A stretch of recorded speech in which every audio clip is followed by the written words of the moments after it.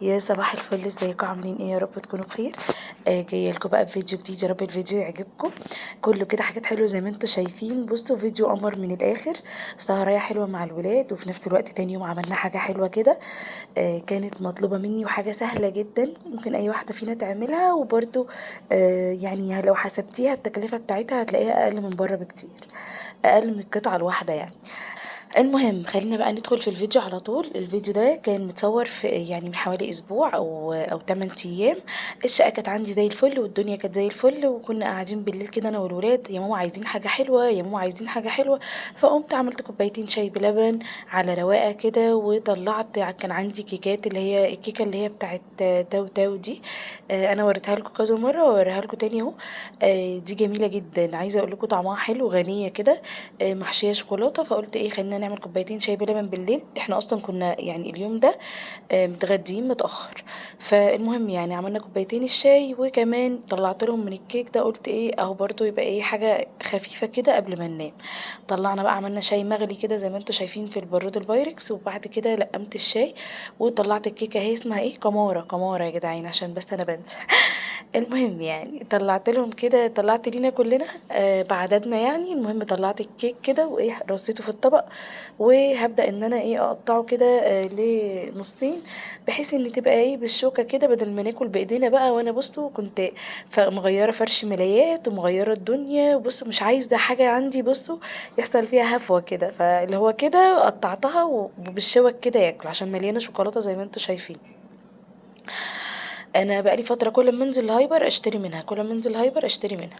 هي حلوه وغنيه كده، طعمها حلو، بدي منها الميره في الحضانه. بالليل لو حد جعان، بالنهار برضو لو حد عايز ياكل حاجه مسكره بديهم منها ايه، فبياكلوا منها عجباهم يعني. فالمهم عملت بقى الشاي كده، هما كانوا بيتفرجوا على التلفزيون في الوقت ده. دخلنا بقى كده كلنا جوه اوضه النوم وشغلنا التكييف وقعدنا بصوا. قلنا نقفل الباب علينا وخلاص بقى، اللي هو هنقعد نستقنيس. بصوا اللي حصل ده المفروض كان يبقى ما وراء الكواليس. بس انا قلت لا، يعني حبيت اشارككم كل حاجه بتحصل. المهم ان انا حطيت، المفروض ان انا كنت حطيت اصلا اللبن والشاي وكله قبل ما يغلي، ده كل مره بغلط الغلطه دي. فار كده على البوتاجاز، ولمعت البوتاجاز تاني، وحطيت كده الشاي وحطيت لهم شوك، ودخلنا ناكل. تاني يوم الصبح قلت لا، طب انا يعني انا كل يومين يعتبر بشتري علبة من الكيكة، ما بتقعدش يوم، عشان هي 6 وحدات واحنا كتير. فقلت لا، خلينا نعمل لهم ايه، كانوا من بدري نفسهم ان انا اعمل لهم اشطوطة. انا كنت عملتها قبل كده ونزلتها على القناة، وبجد وبأمانة الاشطوطة دي حاجة قمر. وهتعملي صينية بمقام قطعتين بس هتشتريهم من بره. زي ما انتم شايفين كده المقدار، انا وزنت كل حاجه قدامكم. 300 جرام من السكر ده اول حاجه، وانا هوزنها قدامكم. وانا مخرجه 4 بيضات. وده نص كوبايه من الزيت، يعني 125 ملي. وطبعا حضرت البيكنج باودر بتاعي. يبقى كده 300 جرام من السكر بمقام برضو كوبايه ونص، و90 جرام من الزبده لو انت عندك زبده يعني، بس هي بتبقى احلى بالزبده. والبيض بتاعك زي ما قلت لك 4 بيضات، ويكونوا خارجين من قبل الموضوع ده، من قبل ما هتعملي هو والزبده، من قبل ما هتشتغلي في الكيك، من قبلها بحوالي ساعتين. احنا في الجو الحر تبقى بدرجه حراره ايه المطبخ.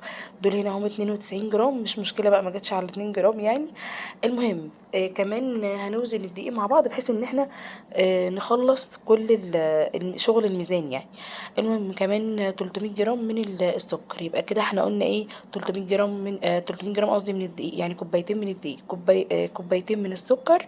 قصدي كوبايه ونص سكر 300 جرام، وبرده 300 جرام من الدقيق، ونص كوبايه زيت، و4 بيضات، ومعلقتين صغيرين بيكنج باودر ممسوحه يعني معلقتين ممسوحين، ورشه ملح، وكوبايه حليب اللي هي اللبن 250 ملي، و90 جرام من الزبده، وفانيليا. المفروض ان انا كنت حطيتها هنا كيس ظرف فانيليا، بس انا هنا نسيت وهحطه في الاخر ايه معاكم. ضربت اول حاجه زي ما انتوا شفتوا كده السكر والبيض والزيت في قلب الخلاط بتاعي. الكيكه دي كلها سهله ما فيهاش اي تعقيد، لانها كلها ايه زي ما انتوا شايفين كده في الخلاط. هفضل اضرب واريح الخلاط بتاعي طبعا من وقت للتاني. عايزه الكيكه بتاعتي تبقى فاتحه خالص، فاللون بتاع الكيك الحلو ده اللي هيديهولك الضرب الكتير بتاع الكيك بتاع الخلاط. فانت هنا هتضربي ايه كويس لحد ما هتلاقي اللون بتاعك، هوريهولك دلوقتي كده، هطلع فوق الخلاط واوريهولك. هتلاقي اللون بتاعك بقى كريمي فاتح قوي، يعني اول درجات البيج او اخر درجات الاوف وايت. فكتر الضرب ده هيدي معاكي ان السكر هيدوب، فطبعا الكيكه هتبقى ممتازه، وفي نفس الوقت هيدي هشاشه للكيك ضرب البيض ده. وبرده احنا مش عايزينها عاليه قوي، دي اسمها كيكه الحليب الساخن اللي بيتعمل بيها القشطوطه. ممكن تعتمدي الطريقه دي كطريقة للكيك العادي اليومي، برضو قمر طعمها تحفة يا جماعة. أحلى من الكيكة التانية اللي احنا بنعملها اللي هي العادية بتاعتنا، كيكة الشاي. دي طعمها جميل جدا، غنية قوي وطعمها حلو. المهم انا بريح كده من وقت للتاني الخلاط بتاعي. الطريقه دي بجد اسهل طريقه هتلاقيها على اليوتيوب كله، انا معتمداها بقالي فتره، وهتلاقوها عندي برضو على القناه قبل كده من حوالي 6 او 7 شهور او يمكن سنه كمان. فزي ما انتم شايفين كده هوريكم من فوق الخلاط اهو. بصوا لون الكيك افتحها خالص بقى عامل ازاي، لون البيض. فخلاص كده الضرب معايا تمام. هبدا انزل بالمكونات دي كلها في قلب الطبق اللي هو الغويط ده، اللي هنعمل بقى فيه ايه، اللي هنحضر فيه باقي الكيك. فزي ما انتم شايفين كده بقى نفتح الخلاط وننزل بالمكونات كلها، نشيل الخلاط بتاعنا بس اهم حاجه، وبعد كده ايه هنزل بالمكونات بتاعتي في قلب الطبق. هنا بقى معلش انا ايه يعني الصوره منغبشه شويه من الليد اللي وراها، فانا قلت اطلع التليفون فوق كده بحيث تكونوا كل حاجه شايفينها. يعني حسيت ان الموضوع وانا بعيده كده مش واضح قوي. نزلت الاول في الطبق ده بمعلقتين ممسوحين، معلقتين صغيرين ممسوحين من البيكنج باودر او الكيك شيف زي ما تحبي. وحطيت ال 300 جرام في قلب المنخل ده كده. وبدات انخل الدقيق كويس قوي، وكمان احط ذره من الملح. دول كده الثلاث حاجات. وهبدأ بعد كده انزل بالخليط اللي احنا عملناه اللي هو السكر والبيض والزيت من الخلاط بتاعي. هتسألوني تقولي لي الزبدة واللبن لإيه، هقول لكم دلوقتي الخطوة الجاية. وده السبب بتاع ان هي اسمها كيكة الحليب الساخن. حطيت ظرف الفانيليا عشان خاطر انا ما كنتش حطيته ايه في الخلاط وانا بضرب، نسيته. انت حطيه ايه وانت بتضربي الدقيق. المهم حطيته كده وبدأت انزل العجين، وهبدأ ان انا اديله ضربة خفيفة كده بالمضرب اللي هو العادي ده، لحد بس ما الدقيق بتاعي يختفي. وبعد كده هتشوفوا بقى في الخطوه اللي بعد كده هنعمل ايه في الدقيق في الزبده واللبن. بصوا انا هنا مش بضرب ضرب، يعني انا اهم حاجه عندي الدقيق يختفي، واتاكد ان كل الدقيق اختلط بقلب الخليط بتاعي ده اللي هو البيض. المهم نيجي بقى هنا للزبده واللبن. بصوا انا ماشيه معاكم خطوه بخطوه، يا رب اكون يعني قدرت اوصل لكم ايه المعلومه.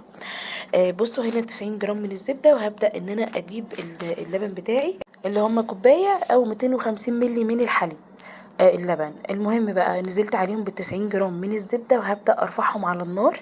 هبدأ اسيبه لحد ما الزبدة تسيح كده، ويبدأ اللبن بتاعي يغلي. انا مش عايزاه يغلي كتير على النار.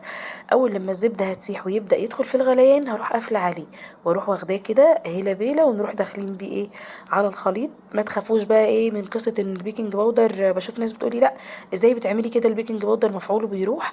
لا طبعا، ولا بيجراله اي حاجة. دي اسمها كيكة الحليب الساخن، هي دي طريقتها الصح المظبوطة، وهتطلع معاكي ناجحة وزي الفل. المهم زي ما انتم شايفين كده قلبت يمين وشمال كده بالمضرب، وبدأت ان انا اقلب لحد ما اتأكد برضو ان كل حاجة اختلطت ببعضها، ومش هنقلب كتير. الصاج او الصينية بتاعتي زي ما انتم شايفين اهي. انا حاطة فيها ورقة زبدة عشان بس تسهل معايا ان انا ايه اطلع الكيك بتاعي واقلبه. فزي ما انتم شايفين كده نزلت بالخليط واديتها ضربتين كده تتساوى، وهبدأ بالخلة السنان رايح جاي رايح جاي، وعلى شكل مربعات وعلى شكل دائري. انا عايزة اتأكد ان كل الفقاعات اللي في الكيكة، خليط الكيكة بتاعي ده يعني راحت. وهبدأ اديها ضربتين تلاتة كده محترمين، وهبدأ احطها على درجة حرارة 170 من 180 على حسب الفرن بتاعك. وهسيبها متهيألي تاخد من 40 ل 45 دقيقة. نسيت اقول لكم على يعني على معلومة تانية.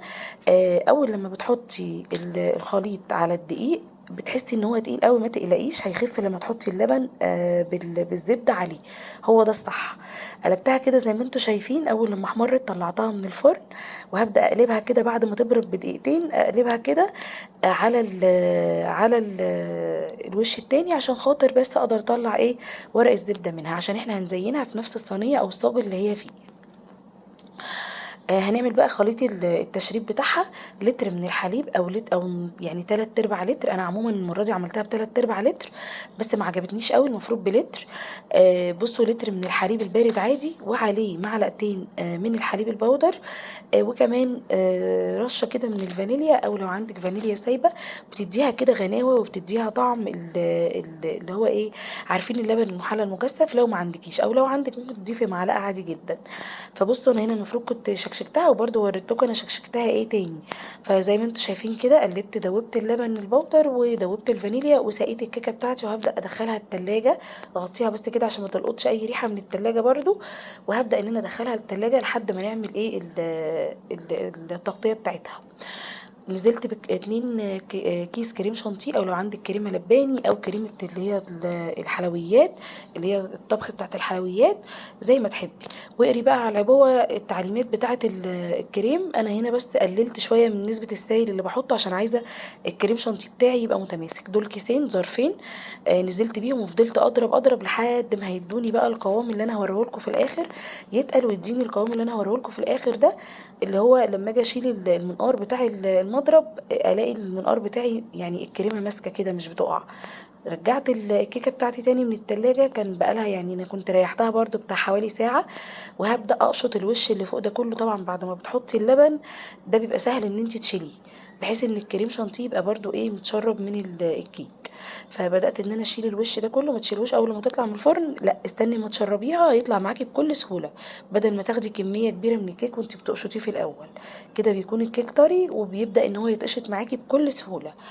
نزلت بقى بالكريمه. طبعا انا هنا شايله حبه على جنب عشان هنعمل بيهم الشكل اللي هتشوفوه، اللي شفتوه في اول الفيديو ده. فانا شايله حبه من الكريم شانتيه على جنب، وهبدا بقى ان انا اساوي الكريمه دي على قد ما هقدر. ولسه برضو في خطوه تانية اللي هي بتاعه الكراميل. فايه يعني مش لازم تظبطوها قوي، احنا مش حلوانيه يعني، مش هنقدر نظبطها 100% زي الحلواني. بس على قد ما تقدري. انا جبت هنا السكريبر بتاع الحلويات عندي، وبدات ان انا اقلب فيها كده يمين وشمال على قد ما قدرت. يعني بصي، طلعي بصي كل اللي تقدري عليه في الوقت ده. طلعي كل قدراتك بقى، بصي، والمواهب كلها تطلع. وبدأت كده لو في اي كريمة زيادة بسحبها عشان خاطر ايه، وببل السكريبر ده تاني على فكرة مية دافية عشان يبدأ يساوي معايا السطح ده. على قد ما قدرت خليتها متساوية السطح زي ما هتشوفوا دلوقتي طبعا. يعني بصوا، الواحدة فينا ايديها غير، يعني غير ايدي الحلواني طبعا. فاحنا على قد ما نقدر بس كده. بص، هو ده كان اخري فيها، والحمد لله وكان الله في العون. بصوا بقى، هنا في خطوة أنا هنا غطيتها ودخلتها التلاجة تاني وخرجتها. أنا كان عندي كراميل صراحة يعني جاهز. أنا قبل كده كنت عاملة صوص الكراميل معاكم في الأشرطة اللي قبل دي. للي مش عنده كراميل هتخشوا عندي على الفيديو اللي قبل ده، هحاول اسيبه لكم في صندوق الوصف تحت. هتلاقوا طريقة صوص الكراميل تحت، سهلة قوي برضو. بس أنا كان عندي العلبة دي كبيرة، وحاسة انها قربت يعني هتبوظ، فاهمين؟ فأنا نزلت كده بصوص الكراميل زي ما انتوا شايفين.